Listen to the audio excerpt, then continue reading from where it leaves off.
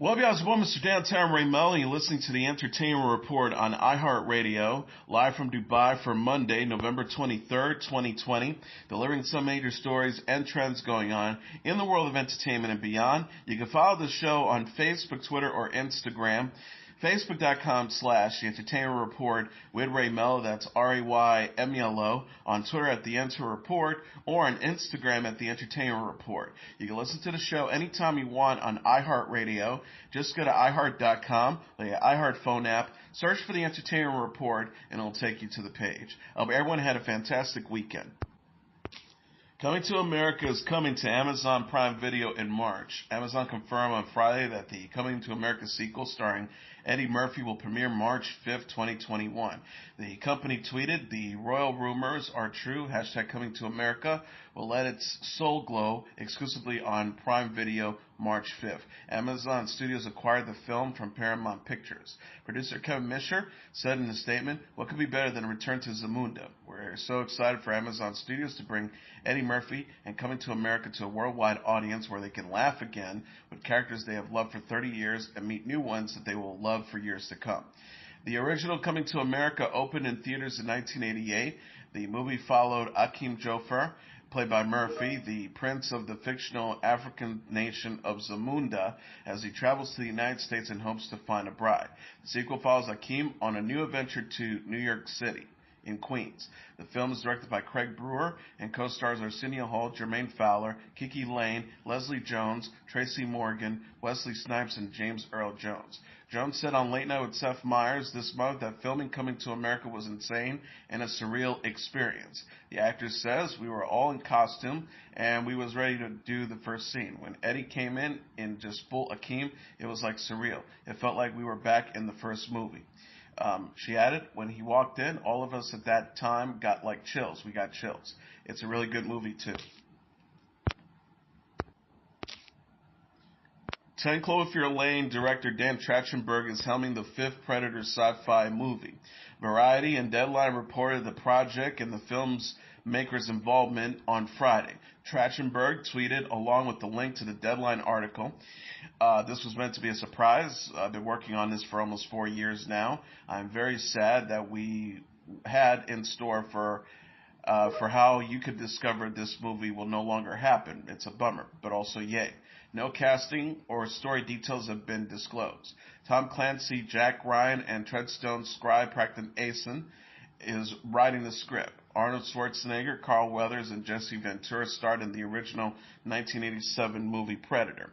The most recent sequel featured Olivia Munn, Keegan-Michael Key, and Thomas Jane. It was released in 2018.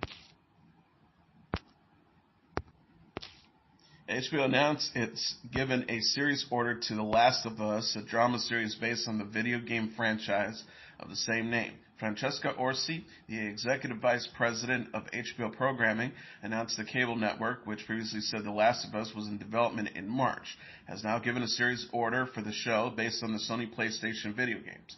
The series is set to be executive produced by Neil Druckmann, the writer and creative director of The Last of Us game, alongside Craig Mazin and Carol Strauss. Game developer Naughty Boy's Evan Wells and PlayStation Productions' Asad Kudbash and Carter Swan also serve as executive producers. The show, a co-production with Sony Picture Televisions, is being written by Mazin and Druckmann. PlayStation Productions, Word Games, and Naughty Dog are also attached to produce. Orsi said Craig and Neil are visionaries in a league of their own. With them at the helm, alongside the incomparable Carolyn Strauss, the series is sure to resonate with both diehard fans of The Last of Us games and newcomers to this genre-defining saga. We're delighted to partner with Naughty Boy, World Games, Sony, and PlayStation to adapt this epic, powerfully immersive story. Jeff Frost, the president of Sony Pictures Television Studios, and Asad Kabas, head of PlayStation Productions, welcomed news of the series order. Frost and Kabas said in a joint statement, "We're thrilled to be working with HBO and this fantastic creative team to bring The Last of Us series to life. PlayStation's innovative storytelling and ingenuity is a natural complement to SPT's creative force. Our collaboration is a great example of our one Sony philosophy. At work, We look more forward to developing even more iconic games IP in the future. The first game in the Last of Us series follows a survivor named Joel working to smuggle a 14-year-old girl named Ellie out of an oppressive quarantine zone 20 years after the fall of the modern civilization. The pair learn to depend on each other for survival as they cross the former United States. The Last of Us series will air on HBO and stream on HBO Max. Walking Dead Season 10 is set to resume on AMC on February 28th. Guest stars in the last 6 episodes of the season include Robert Patrick, Hilary Burton Morgan, and Okia M. Awari. The season has stopped and started several times due to production challenges amid the COVID pandemic. Season 10 began in October 2019, aired through the end of November 2019, had a mid-season break through February, came back and aired through April, then broadcast one more episode in October. The cable network said in a news release, in these 6 new episodes, we find our survivors trying to pick up themselves up by their bootstraps following the destruction the Whisperers left in their wake. The years of struggle weigh upon them as past trauma surfaces, exposing their more vulnerable sides as they question the state of humanity, the state of their collective community, and the states of their minds. Will they find the inner strength to preserve with their lives, friendships, and group intact?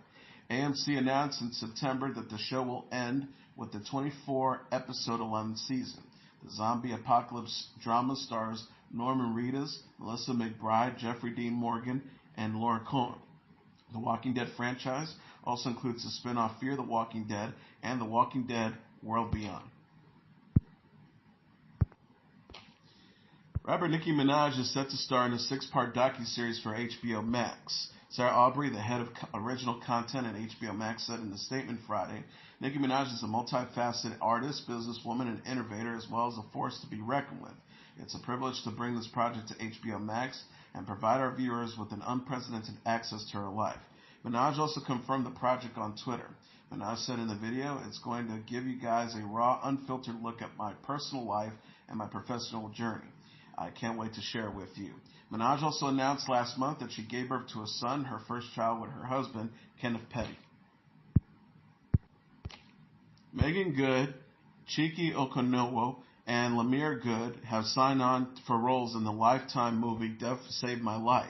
Set to premiere in 2021, the film is part of the cable network's Ripped from the Headlines series. The synopsis from the cable network says, real-life sisters Megan and Lemire Good portray siblings in the film, which is inspired by true events and tell the stories of a woman who faked her own death in order to trap her husband after he hires a hitman to kill her.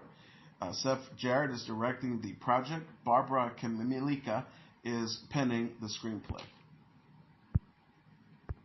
All 6 episodes of Michael Chiklis' new drama Coyote will be available to stream on CBS All Access on January 7th. The cast also features Juan Pablo Raba, Adriana Paz, Christian Ferrer, Octavio Pisano, Cynthia K. McWilliams, and Julio Cedillo. The synopsis reads, Coyote is the story of Ben Clemens, who after 32 years as a Border Patrol agent is forced to work for the very people he spent his career trying to keep out of America. Now exposed to life on the other side of the wall, Ben will start to question his black and white views of the world and challenge his ideology and his loyalties. David Graziano, whose credits include American Gods and Southland, is the showrunner.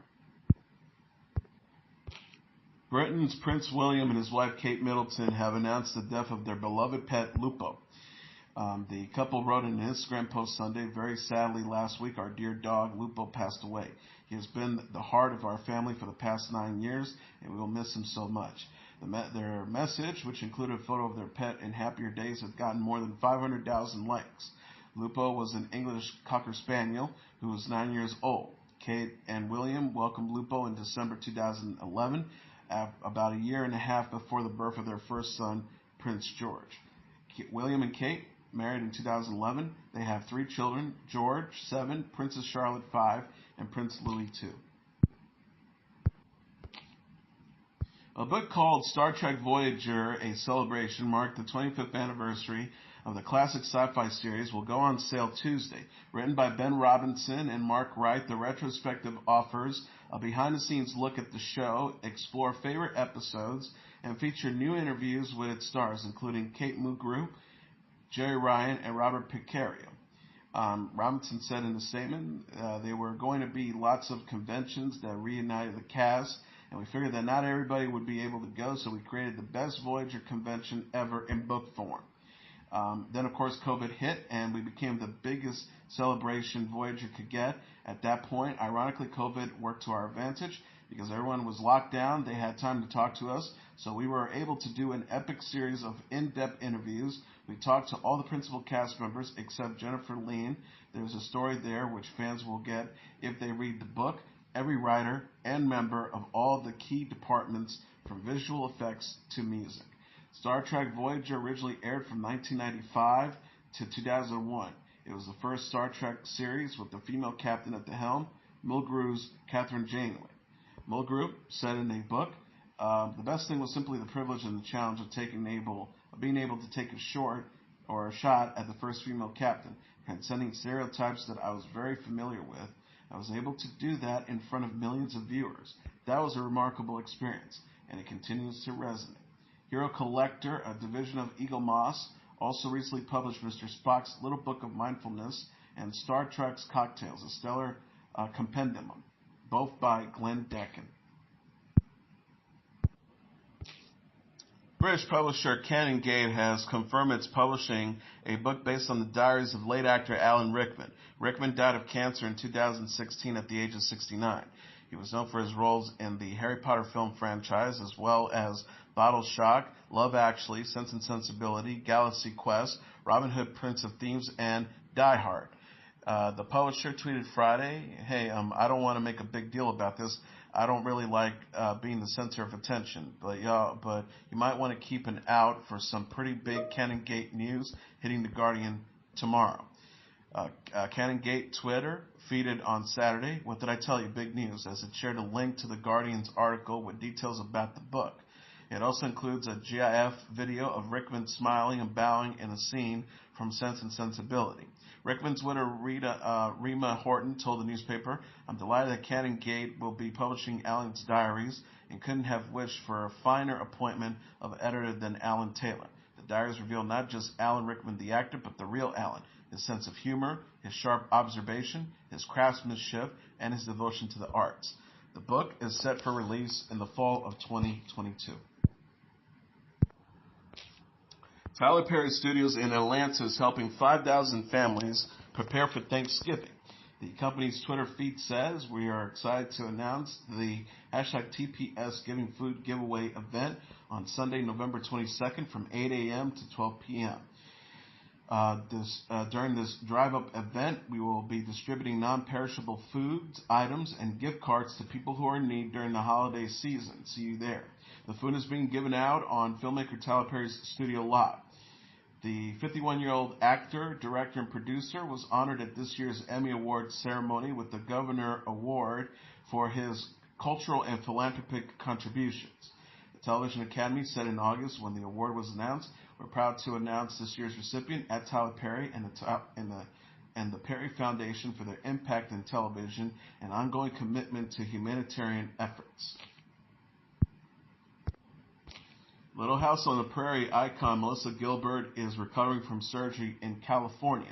The 56-year-old actress posted on Instagram surgery was wildly successful, along with a photo of her wearing a hospital gown, eyeglasses, and sitting up in a chair. She said Dr. Bray was able to remove all the old hardware, shaved off bone spurs causing numbness in my right hand, and he was able to give me the artificial disc. So now I focus on recovering and remaining COVID-free. Thank you all for your love and support and prayers. I send so much love back to you all. Happy Thanksgiving indeed. Love and love, MG. Hashtag Dissport and Spine. Hashtag artificial disc. Hashtag grateful. Hashtag blessed. Hashtag love is everything. Gilbert starred in the family drama Little House on the Prairies from 1974 to 1983.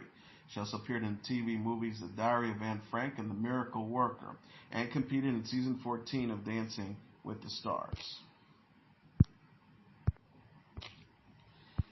Taylor Swift won her third consecutive Artist of the Year prize at the American Music Awards, but she missed the show for a good reason.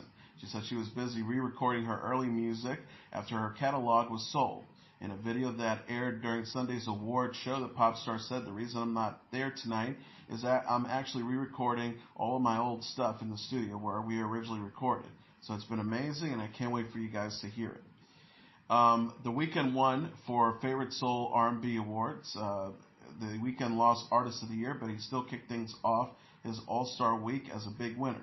Days before he expected to land the multiple Grammy Awards, he won Favorite Soul R&B Male Artist, Favorite Soul R&B Album for After Hours, and Favorite Soul R&B Song for Heartless, 2 days before the 2021 Grammy nominations are announced.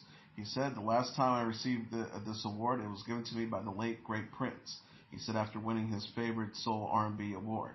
And he's the reason I get to constantly challenge the genre of R&B, and yeah, I like to dedicate this to him. Grammy-winning country duo Dan Shay performed "I Should Probably Go to Bed" and won Favorite Country Duo or Group Collaboration of the Year and Favorite Country Song for 10,000 Hours. The latter two shared with Justin Bieber. Meanwhile, Justin Bieber and Shawn Mendes kicked off the AMAs with a pre-taped performance of their new duet "Monster," marking the first time they performed the song together. Bieber scooped the Favorite Pop Rock Male Artist Award. A good number of chart toppings were in the building. Breaking singer-rapper Doja Cat performed and won the New Artist of the Year and Favorite Soul R&B Female Artist. And, no surprise, BTS picked up the Favorite Pop Rock Duo or Group Award, and they also won the Favorite Social Artist Award. Pop star Ariana Grande's Positions is the number one album in the United States for a second week. Coming in number 2 on the Billboard 200 roster dated Saturday is Pop Smoke's "Shoot for the Stars, Aim for the Moon," followed by The Kid Laroi, "Fuck Love" at number 3, Luke Combs' "What You See Is What You Get" at number 4, and King Von's "Welcome to Old Block" at number 5. Running up the top tier are Nav's "Emergency Tsunami" at number 6, Juice WRLD's "Legends Never Die" at number 7, Little Baby's "My Turn" at number 8, the Hamilton soundtrack at number 9, and Taylor Swift's "Folklore" at number 10. And finally, the horror comedy Freaky is the number one movie in North America this weekend, earning $1.2 million in receipts, Box Office Mojo.com announced Sunday.